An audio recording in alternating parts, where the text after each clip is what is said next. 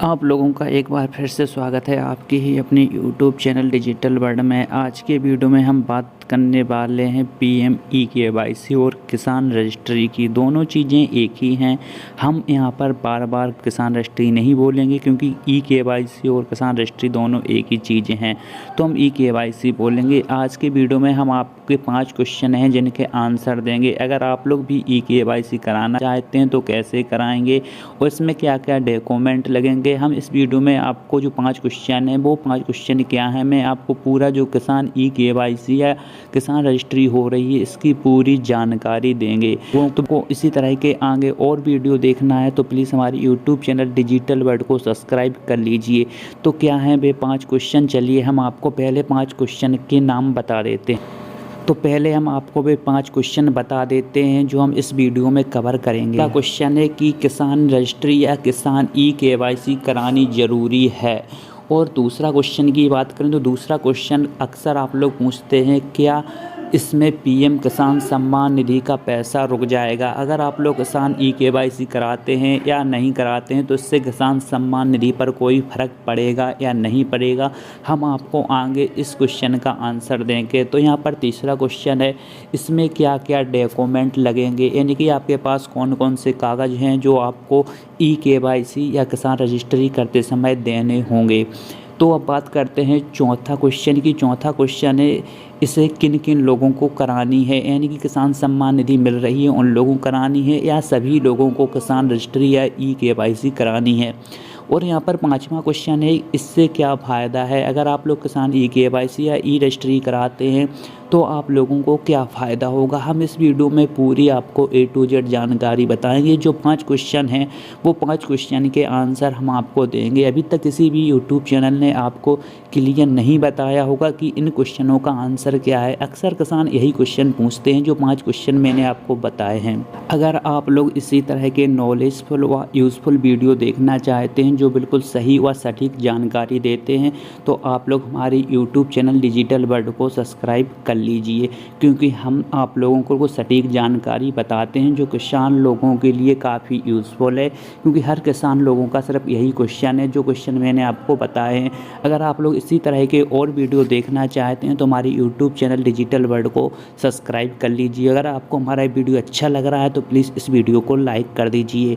तो अब आप लोगों के जो क्वेश्चन हैं हम उनका आंसर देते हैं। आप लोगों को एक बार फिर से जो क्वेश्चन है वो रिपीट करके बता देता हूँ। तो पहला क्वेश्चन क्या था कि यह जो किसान रजिस्ट्री या किसान ई-केवाईसी है क्या यह करानी ज़रूरी है। तो इस क्वेश्चन का आंसर है बिल्कुल हाँ। आप लोगों को किसान जो ई-केवाईसी किसान रजिस्ट्री हो रही है इसको करानी बिल्कुल कंपलसरी है। अगर आप लोग किसान जो रजिस्ट्री या ई-केवाईसी नहीं कराते हैं और आप लोग किसान हैं, किसी भी स्टेट से किसान हो, तो आप लोगों को ई-केवाईसी करानी ज़रूरी है। क्योंकि हर स्टेट में किसान ई-केवाईसी ई रजिस्ट्री हो रही है, तो आप लोग करा लीजिए। क्योंकि आगे सरकार के द्वारा जो योजनाएं आएंगी वो आपको बिल्कुल नहीं मिलेंगी अगर आप लोग किसान ई-केवाईसी नहीं कराते हैं।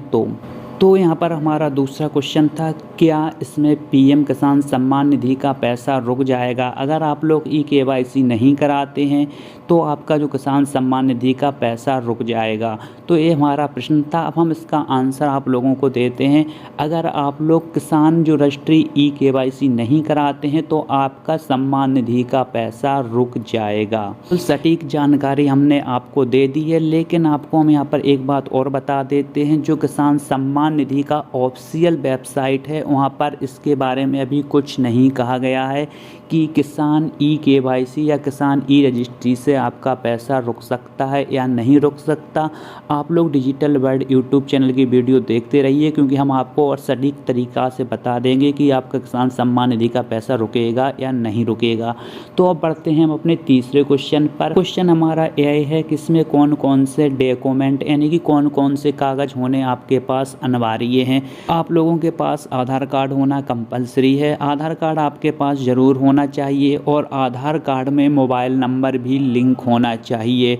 आपके पास 2 चीज़ें बिल्कुल होनी चाहिए और तीसरी चीज़ है वो आपकी खेत की खतौनी, यानी कि आपके पास जितने भी खेत हैं उन सब की खतौनी आपको निकलवा लेनी है और आपको यहाँ पर सारे कागज़ यानी कि आधार कार्ड, मोबाइल नंबर आधार कार्ड से लिंक होना चाहिए और सभी खेत जितने खेतों में आपका नाम है वो कागज़ आपके पास होना कंपलसरी है। बैंक की पासबुक बिल्कुल नहीं लगती है। अगर आपके पास राशन कार्ड का नंबर है तो आप राशन कार्ड का नंबर ले जाकर अपना लिंक करा सकते हैं।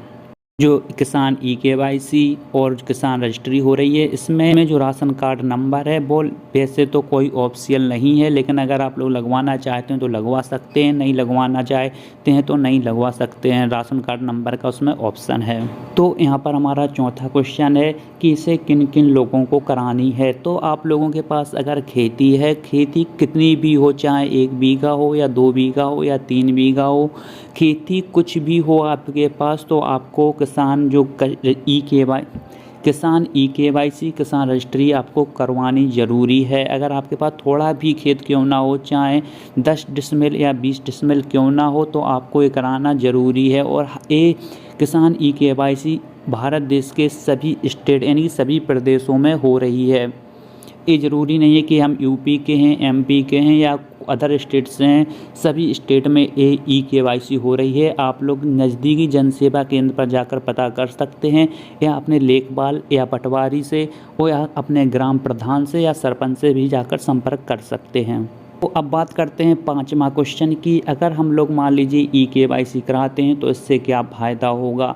तो फ़ायदा आपको काफ़ी फ़ायदे होंगे, जैसे कि अगर मान लीजिए कोई भी स्कीम सरकार के द्वारा आ रही है आप लोगों के लिए, किसान लोगों के लिए, तो आपको सबसे पहले स्कीम मिल जाएगी। जैसा कि अगर आप लोग खतौनी में अपना जो ई-केवाईसी कराते हैं, जितने भी आपके खेत हैं वो आधार कार्ड से लिंक हो जाएंगे और सरकार के पास आपका डाटा रहेगा कि आपके पास कितनी ज़मीन है, आप इस योजना के लाभ मिल सकता है आपको या आपको इस योजना का लाभ नहीं मिल सकता है, तो सारी जानकारी सरकार के पास रहेगी।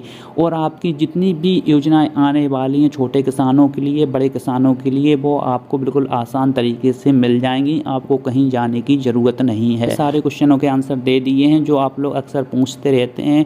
अगर आपका कोई क्वेश्चन छूट गया है तो आप हमें कमेंट में जाकर पूछ सकते हैं। अगर आप कमेंट में पूछेंगे हम उसका आपको रिप्लाई ज़रूर देंगे। आपको हमारा वीडियो कैसा लगा आप हमें कमेंट में ज़रूर बताएं। अगर आप लोग इसी तरह के और वीडियो देखना चाहते हैं, यूट्यूब चैनल डिजिटल वर्ल्ड को सब्सक्राइब कर लीजिए। वीडियो अच्छा लगा तो प्लीज़ बड़ा सा लाइक कर दीजिए। कोई डाउट है तो कमेंट में बता दीजिए, हम उसका रिप्लाई अगले वीडियो में दे देंगे। तो मिलते हैं हम आपसे किसी दिन नए वीडियो नए टॉपिक के साथ। जब तक के लिए दोस्तों जय Hind. Thank you watching for this video.